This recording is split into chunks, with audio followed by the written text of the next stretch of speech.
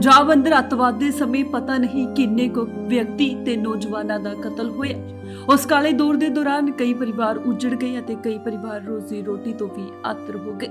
जिन्हां परिवारक मैंबरां दे सामने उन्हां दे परिवारक मैंबरां नूं कतल कर दिता गया। ओह मैंबर जां तां दुनिया तो चले गए जां फिर पागल हो गए। उसे काले दौर नूं याद कर अज भी कई परिवार कंब जांदे ने। इसे ही तरह का हुण मामला सामने आया विधान सभा हलका खेमकरन दे अधीन आउंदे पिंड बलेर दा, जिथे एक बजुर्ग मां वल्लों अपनी जवान धी अते पुੱਤ ਨੂੰ ਸੰਗਲਾ ਨਾਲ ਬੰਨ ਕੇ पिछले 30 साल तो रखिया होया है। सिमरनजीत कौर उम्र 65 साल पत्नी अमर सिंह ने अपनी दुख भरी दास्तान सुनाते हुए दस्सिया कि अतवाद के समय अतवादियों वालों उसके पति नूं मार दिता गया अते उसदी धी कुलदीप कौर अते पुत्र गुरसाहिब सिंह दे सामने उस नाल भी कुटमार की गई। मेरे दोवें धी ते पुत्र यह सदमा बर्दाश्त नहीं कर सके अते उस समय तो ही वह पागल हो गई। पिछले 30 साल तो वह अपनी धी अते पुत्र नूं संगला नाल बन के रख रही है। बड़ी हैरानी वाली गल है तां यह है कि ना तो इस परिवार नूं कोई अतवाद पीड़ित की पेंशन मिली ते ना ही कोई सहूलत। जो पंजाब सरकार वालों 750 रुपए बुढ़ापा पेंशन मिलती सी वह भी पिछले 2 साल तो बंद हो गई है। उसने दस्सिया कि उसके 2 होर पुत्र हैं जिन्हां कोल 2 एकड़ जमीन है। वह भी अपने घर का गुजारा करने लई अज मजदूरी कर रहे हैं। जदों भी मीडिया वालों यह मामला सरकार के सामने लिया जाता है तो फिर इस नूं धमकियां दित्तियां जांदियां ने कि वह जानबुझ के यह कर रहे हैं। उन्होंने सरकार दे कोल मंग की कि उन्हां दे परिवारक मैंबरां नूं सरकारी नौकरी दित्ती जावे अते अतवाद पीड़ित पेंशन लगाई जावे।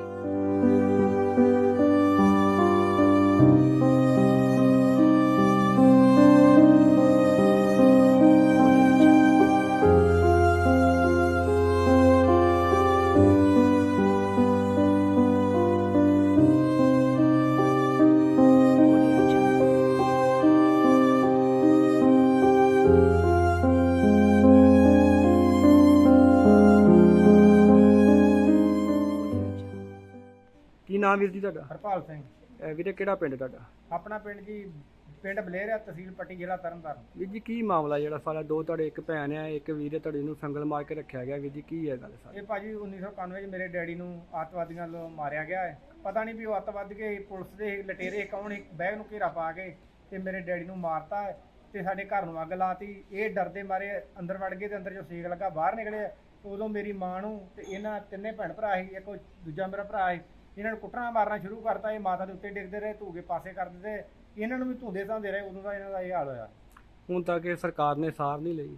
ਅੱਜ ਤੋਂ 5-4 ਸਾਲ ਪਹਿਲਾਂ ਜਦੋਂ ਸਾਡੀ ਪਹਿਲਾਂ ਮੀਡੀਆ ਨੇ ਖਬਰ ਲਾਈ, ਉਦੋਂ ਸਾਡੇ ਕਾਂਗਰਸ ਪ੍ਰਧਾਨ ਬੇਟਾ ਸਾਹਿਬ ਬੀਬੀ ਚਾਵਲਾ ਜੀ ਆਏ, ਪਰ ਸਾਡੇ ਉਹਨਾਂ ਨੇ ਵੀ ਵਾਅਦੇ ਕੀਤੇ ਕਿ ਅਸੀਂ ਤੁਹਾਨੂੰ ਇੱਕ ਜੀ ਨੂੰ ਨੌਕਰੀ ਦਿਵਾਵਾਂਗੇ, ਜਿਹੜੇ ਅਸੀਂ 2 ਵੱਡੇ ਸਹੀ ਆ ਤੇ ਜਾਂ ਤੁਹਾਡੇ ਕੋਲ ਮਾਲੀ ਸਹਾਇਤਾ। ਪਰ ਉਦੋਂ ਪਿਛਲੀ ਸਰਕਾਰ ਕੈਪਟਨ ਦੀ ਵੇਲੇ ਸਾਨੂੰ 50,000 ਰੁਪਇਆ ਸਰਕਾਰ ਵੱਲੋਂ ਮਿਲਿਆ, ਬਾਕੀ ਕਿਸੇ ਸਰਕਾਰ ਨੇ ਸਾਡੀ ਸਾਰ ਨਹੀਂ ਲਈ। ਕੀ ਮੰਗ ਕਰਦੇ ਜੀ? ਅਸੀਂ ਇਹੋ ਹੀ ਕਹਿੰਦੇ ਕਿ ਸਾਡਾ ਰੋਟੀ ਪਾਣੀ ਤਾਂ ਬਣਦਾ ਜੇ ਸਾਨੂੰ 2 ਭਰਾਵਾਂ ਜੇ ਇੱਕ ਨੂੰ ਨੌਕਰੀ ਦਿੱਤੀ ਜਾਵੇ, ਕੋਈ ਇਹਨਾਂ ਦੀ ਮਾਲੀ ਸਹਾਇਤਾ ਮਦਦ ਕੀਤੀ ਜਾਵੇ, ਜਿਹੜਾ ਕਿ ਆਪਣਾ ਰੋਟੀ ਪਾਣੀ ਇਹਨਾਂ ਨੂੰ ਦੇ ਸਕੀਏ।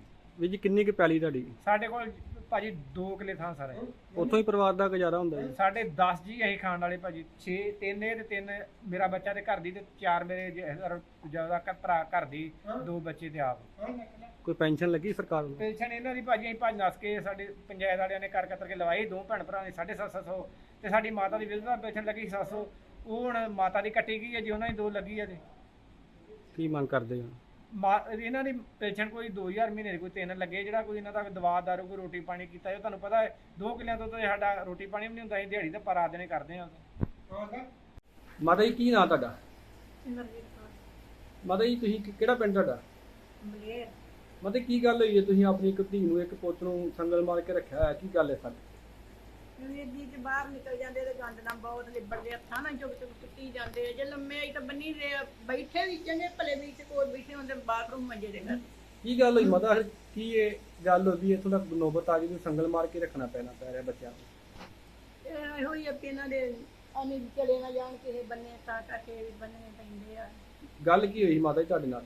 ਗੱਲ ਇੱਕ ਤਰ੍ਹਾਂ ਰਾਤ ਤੋਂ 25-30 ਜਾਣੇ ਸੀ, ਕੋਈ ਸਮਝ ਨਹੀਂ ਆਈ। ਘੇਰਾ ਹੀ ਵੇਲੀ ਨੂੰ ਗਏ ਨੂੰ ਪਾ ਕੇ ਅੰਨੇਵਾਹ ਗੋਲੀ ਚਲਾਉਣ ਡੈ ਪਏ। ਇਹਨਾਂ ਦੇ ਪਿਓ ਇਹਨਾਂ ਨੇ ਕੋਠੇ ਤੇ ਸੁੱਤਾ ਸੀ, ਉਹਨੇ ਮਗਰਲੇ ਬੰਨੇ ਛਾਲ ਮਾਰੀ ਤੇ ਇੱਕ ਉਹਦੇ ਗੋਲੀ ਲੱਗ ਗਈ ਆ। ਇੱਥੇ ਲੱਗੀ ਆ ਕਿਸੇ ਮਗਰ ਵਾਲੀ ਜਾਣ। ਉਹ ਅਗਲੇ ਦਿਨ ਝੋਨੇ ਤੋਂ ਲਾਸ਼ ਲੱਗੀ। ਅੱਤਵਾਦੀ ਸੀ?